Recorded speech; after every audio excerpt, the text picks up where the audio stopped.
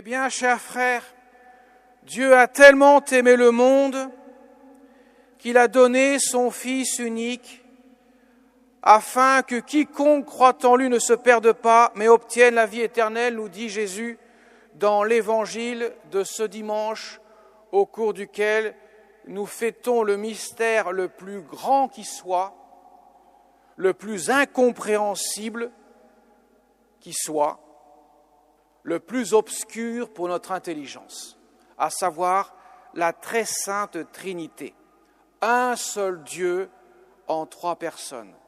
Il n'y a absolument rien d'équivalent sur terre et Jésus nous le révèle en disant que Dieu a tellement aimé le monde qu'il a donné son Fils unique, il nous révèle ainsi le mystère de la Sainte Trinité. Et il ajoutera dans l'évangile de Saint Jean, « Le Père et moi, nous sommes un. Qui me voit, voit le Père. »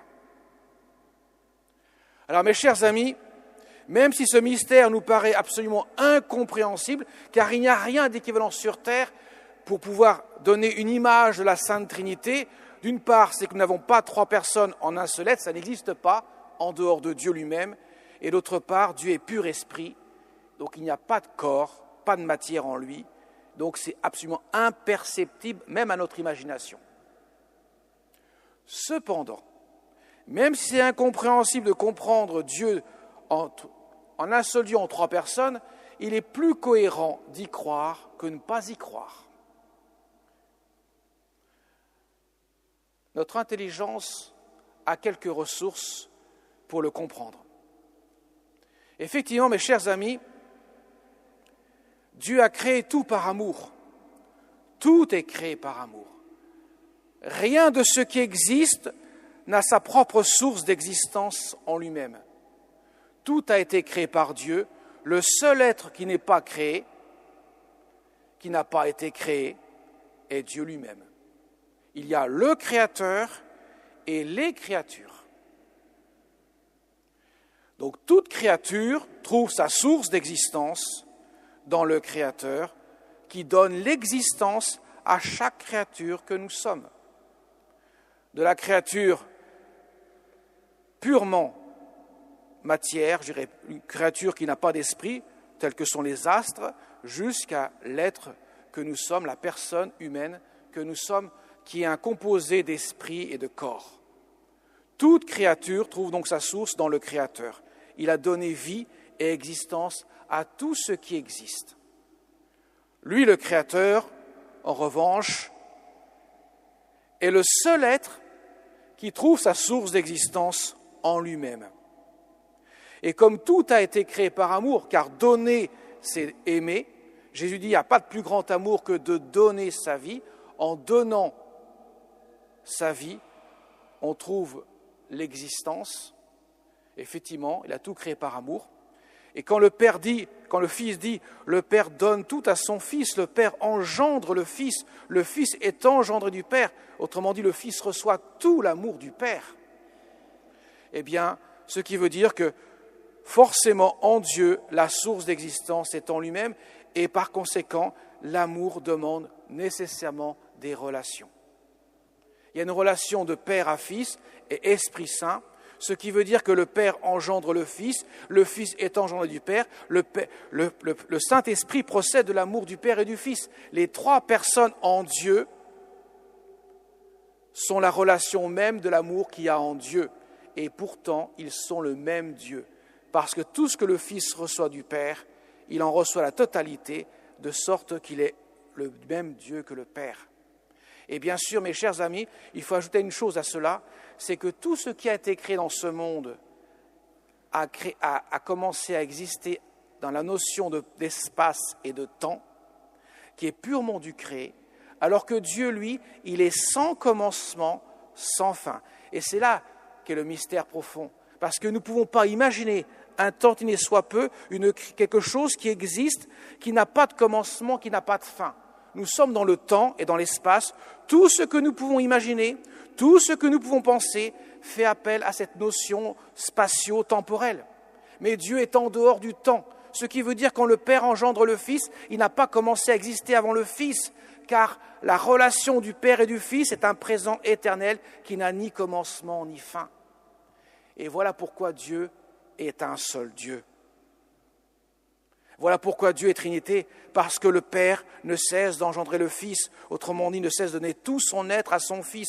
Le Fils est tellement grand qu'il reçoit tout l'être du Père, de sorte qu'on ne distingue plus le Père et le Fils en tant qu'être, mais seulement dans la relation, l'un engendre, l'autre est engendré. De même pour le Saint-Esprit. Et tout cela dans un présent qui n'a ni commencement ni fin. Voilà pourquoi Dieu donnera comme nom à Moïse: tu diras à mon peuple, c'est je suis qui t'envoie. Je suis, le verbe être au présent, pour bien signifier qu'il n'y a pas de temps en Dieu. Dieu est un présent éternel qui englobe tous les temps. L'éternité est en dehors de ce temps. Voilà pourquoi, mes chers amis, il est cohérent de croire que Dieu est Trinité. D'abord, croire qu'il est un seul, puisque la perfection demande nécessairement l'unicité. S'il y a plusieurs dieux, ils sont imparfaits. Il n'y en a qu'un seul, il est parfait. La distinction, ça veut dire je distingue quelque chose d'une autre chose qui n'a pas la même quantité d'être que l'autre. Par contre, la personne est nécessaire en Dieu. Pour qu'il puisse y avoir amour, il faut des personnes en Dieu. S'il n'y a pas de personne en Dieu, comment pourra-t-il aimer? Il ne peut pas être une seule personne, puisque avant que tout existe, il aurait quel vis-à-vis? Qui dit personne dit forcément vis-à-vis, donc forcément pluralité de personnes. Et donc, on peut comprendre ainsi que Dieu n'a pas de l'amour, il est l'amour. Dans son être même, il est l'amour, puisque son être même est imprimé de la relation interpersonnelle entre le Père, le Fils et le Saint-Esprit. Tout cela peut paraître très compliqué à première vue, mais mes chers amis, c'est hyper important de saisir un peu, parce que ce que je vous dis de Dieu, ça nous concerne profondément, car l'éternité, ce n'est pas autre chose que Dieu. Et quand nous serons au ciel, nous ne ferons pas autre chose que de recevoir tout l'amour du Père par le Fils dans le Saint-Esprit. Pourquoi le Fils est fait homme et non pas le Père et le Saint-Esprit? Car nous sommes tous appelés à devenir des fils et des filles de Dieu. Autrement dit, à être adoptés par le Père pour que nous puissions recevoir l'amour du Père par son Fils éternel dans le Saint-Esprit. Autrement dit, l'éternité, le ciel, n'est autre chose que de vivre de la Sainte Trinité, au cœur même de la Sainte Trinité. Certes, chacun à son niveau. Il y en a qui vivront de manière plus plénière que d'autres, beaucoup plus importante que d'autres. Mais tout le monde aura son verre plein d'amour, pourrait-on dire. Certains auront des dés à coudre, d'autres auront des marmites. C'est une manière de parler, bien sûr. C'est pour dire la capacité que nous aurons développée ici-bas sur Terre, voilà pourquoi nous avons le temps de le faire, c'est justement la capacité de pouvoir accueillir l'amour de Dieu et d'en vivre. Et plus les saints sont grands, plus leur capacité est grande. Et cela passe toujours par l'accomplissement de la volonté de Dieu. Père, que cette coupe passe loin de moi, cependant non pas ma volonté d'homme, mais ta volonté divine qui est la mienne. C'est par la volonté que Dieu fait grandir en nous la capacité d'aimer. Voilà pourquoi Jésus dit, tout ce que le Père fait, je le fais pareillement. Je fais la volonté du Père. Je ne suis pas venu faire ma volonté, mais celle du Père, dit Jésus, manifestant cette relation d'intimité qu'il y a entre le Père et le Fils.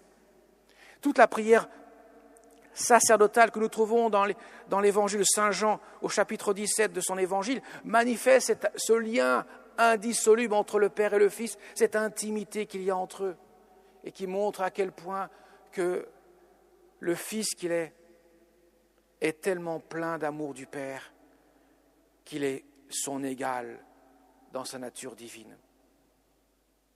Et que nous sommes invités, chacun à notre niveau, à entrer dans l'intimité du Père, du Fils et du Saint-Esprit. Si Dieu a révélé cela, si Jésus a révélé qu'il y a un Père, un Fils et Saint-Esprit, s'il a dit à ses apôtres, allez de toutes les nations, baptisez-les au nom du Père et du Fils et du Saint-Esprit, c'est que précisément nous avons besoin de connaître que Dieu est Trinité. Nous avons besoin de connaître qu'il nous aime d'un amour éternel et que nous sommes dans le projet de Dieu d'entrer dans le cœur même de la Sainte Trinité pour partager son éternité dans le ciel. que nous pouvons déjà commencer à vivre dès ici-bas dans la foi, et que nous vivrons de manière plénière, chacun à notre niveau, dans la vision béatifique du ciel. Voilà pourquoi ce mystère, qui est si grand, qui est incompréhensible, je ne vous ai pas expliqué ce qu'est la Sainte Trinité, je ne peux pas le faire. Mais je peux vous montrer que notre intelligence a plus de raisons de croire en un Dieu Trinité que de croire en un Dieu très lointain, qui n'aurait pas d'amour en lui. Car s'il n'y a pas de personne en lui, il n'y a pas d'amour en lui. L'amour, c'est le principe même de la relation, du don et de la réception du don. Si Jésus prend le soin de dire qu'il n'y a pas de plus grand amour que de donner sa vie pour ceux qu'on aime, seules les personnes peuvent faire cela. En aucun cas, celui qui n'a pas de personne en lui peut le faire. Autrement dit, un animal ne peut pas faire cela. Mais un homme peut le faire, un ange peut le faire. Les deux seuls êtres qui ont été créés à l'image, à la ressemblance de Dieu, dotés de deux facultés spirituelles que sont l'intelligence du Fils et la volonté de l'Esprit Saint, avec l'image du Père imprimée, la mémoire du Père imprimée dans son être même. Voilà pourquoi Dieu se révèle à nous, c'est ce Dieu d'amour, ce Dieu de Trinité, qui nous montre à quel point que lorsque le Fils est envoyé pour donner sa vie sur la croix, qu'il prend tout sur lui, qu'il prend tous nos péchés, mais qu'il prend chacun de nous dans son cœur, pour que nous puissions être en capacité de pouvoir recevoir à nouveau son amour. Il nous a rendus justes devant le Père, de sorte que le Père voit en chacun de nous l'image de son propre Fils. Lorsque nous sommes baptisés, une fois que nous avons reçu le baptême et que nous avons reçu aussi l'onction de l'Esprit Saint, signifiée par le Saint-Crème qui nous marque à tout jamais de manière indélébile notre être, désormais le Père des cieux voit en chacun de nous son Fils bien-aimé. Et il donne tout son amour à son Fils, et par son Fils, nous le recevons dans la communion de l'Esprit Saint. Voilà pourquoi, mes chers amis, le ciel est si beau, et qui n'a rien à voir avec un paradis terrestre. En aucune manière, ce n'est pas la jouissance égoïste, égocentrique d'un paradis qui serait à mon image qu'est le ciel. Non, le ciel, c'est la relation interpersonnelle dans laquelle j'entre, parce que Dieu me le donne, cette grâce de le vivre, entre le Père, le Fils et le Saint-Esprit. Autrement dit, le bonheur assuré. Car le bonheur, vous le savez tous, est fondé sur l'amour. On ne peut pas être heureux si on n'est pas aimé et si on n'aime pas. C'est impossible. Et pour conclure, mes chers amis, Jésus non seulement ne nous a pas laissés orphelins, je ne vous laisse pas orphelins, a-t-il dit. Je vous envoie le Paraclet, l'Esprit Saint, que nous avons célébré dimanche dernier dans le mystère de la Pentecôte. Mais en plus, il a pris soin, quelques instants avant de mourir, de donner sa mère. Pourquoi a-t-il fait cela ? Parce que c'est par le oui de Marie, le jour de l'Annonciation, qu'il est venu ici-bas sur terre. C'est par le oui de Marie, pour chacun d'entre nous, que nous pourrons ainsi être portés par cette mère qui nous conduit aux portes du ciel. Car comme le disait le saint curé d'Ars, la Vierge Marie est la portière du ciel. Et on n'entre pas dans le ciel sans dire bonjour à la portière, pourrait-on dire. Autrement dit, prier le cœur immaculé de Marie pour être saisi par le cœur sacré de Jésus, car telle est la volonté de Dieu. La Vierge Marie l'a rappelé aux enfants à Fatima. Mon Fils veut répandre le culte à mon cœur immaculé sur terre, pour que vous, les enfants que vous êtes, et vous êtes mes enfants, nous dit la Vierge Marie, je puisse vous montrer le vrai chemin du ciel. Comme elle l'a dit à la petite Lucie, mon cœur immaculé sera ton refuge et ton soutien qui te conduiront jusqu'à Dieu. Amen.